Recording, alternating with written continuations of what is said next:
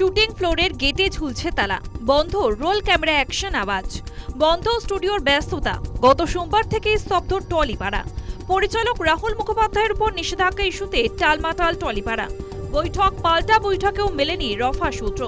অবশেষে মঙ্গলবার দুপুরে মুখ্যমন্ত্রীর হস্তক্ষেপে কাটল জট।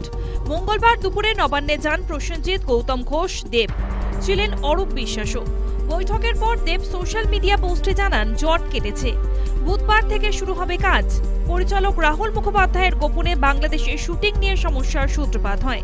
সেই ভুল কার্যত স্বীকার করে নিলেও এসভিএফ এর সঙ্গে কাজে ব্যাঘাত ঘটে। টেকনিশিয়ানরা জানান পরিচালক হিসেবে রাহুল মুখোপাধ্যায় কাজ করলে টেকনিশিয়ানরা ফ্লোরে কাজ করবে না। তারপর থেকেই তালা ঝুলছে একাধিক স্টুডিওতে।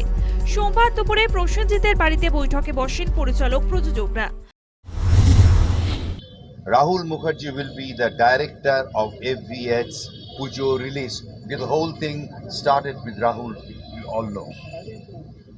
Shooting will commence from tomorrow. You know, it's an open offer proposal. Shooting will commence from tomorrow. Rahul will resume shoot after 7 days. 6-7 days, whatever.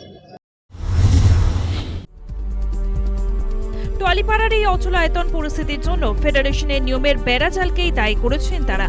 পরিচালকদের অভিযোগ ছিল ফেডারেশন ইচ্ছেমতো একতরফা আইন তৈরি করে।